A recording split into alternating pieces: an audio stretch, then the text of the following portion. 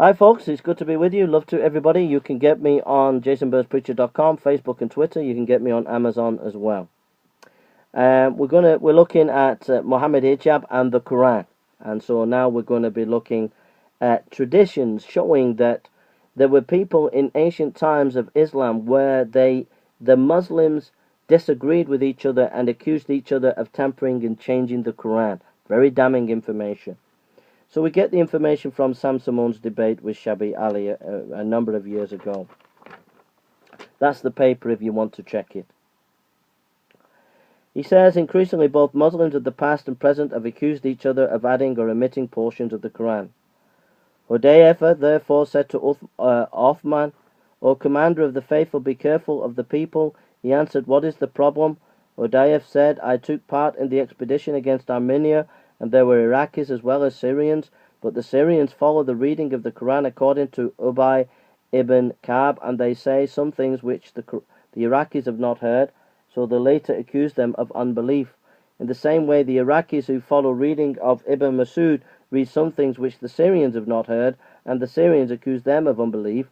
Restrain his people before they differ in the book, so as do the Jews and the Christians. You can find this information in Mishkat al-Masabi, translation James Robinson, Asharf, Lahore, page 67, page 185, Bukhari, transmitted from Anas bin Malik. So here's quite clear information that in ancient times there were in different places, Iraq, Syria, etc. They didn't understand the Quran the same. There was different things in the Quran, etc. And they were accusing each other of being different in the Qurans. Here's another one. The people have been guilty of deceit in the reading of the Quran. I like it better to read according to the recitations of him, Prophet, whom I love more than that of Zayd ibn Thabit. By him besides whom there is no God. I learnt more than 70 surahs from the lips of the Apostle of Allah. May Allah bless him. While Zayd ibn Thabit was a youth, having 2 locks and playing with youth. Ibn Sa'id, Kitab al-Tabaqat al-Kabir, volume 2, page 4. Sam Shimon says, increasingly the charges that Muslims have tampered with the text is not limited solely to the past. There are certain Shiite Muslims who hold to the belief that Uthman omitted portions of the Quran that spoke favorably of Ali. So you can read W.S.T.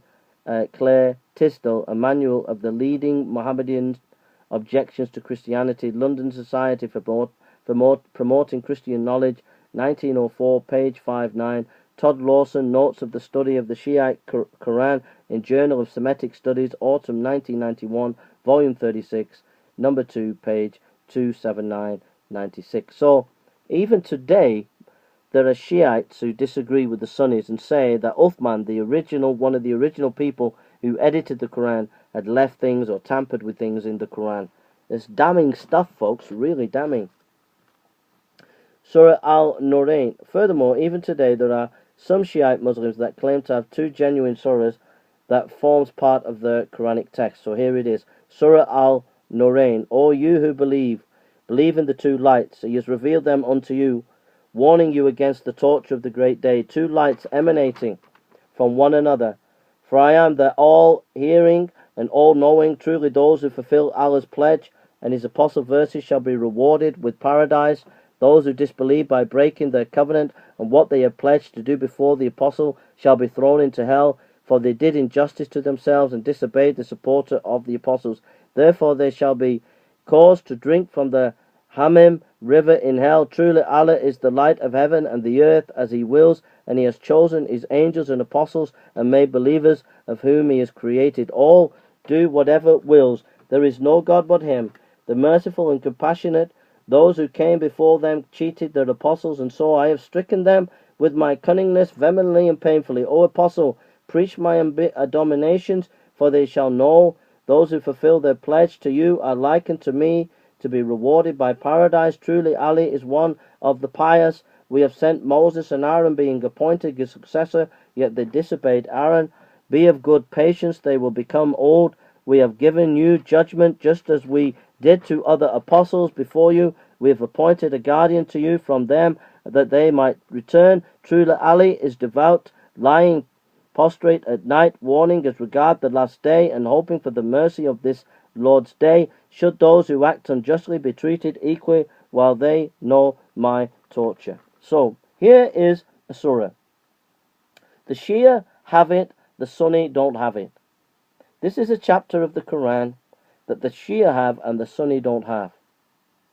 And it's about Ali, and I believe that the Shia are more honest. I believe that the Shia are being more truthful. I believe that this looks more like a chapter that the Sunni have left out to attack Ali. But the point is this, that there's no one true Quran, because there's two Qurans here. Source: Mohammed Azat Darwaza Al-Quran Al-Majid, page 60, and Mohammed Ahmed Mal Allah Al-Shihir Wat Tarif Al-Quran. Also see Orientalist Theodore Nodek, and you can read it on Sam Simone's debate with Shabi Ali. And Surah Al-Wilayah is another one. Another surah that's the Shia, but not with the Sunni.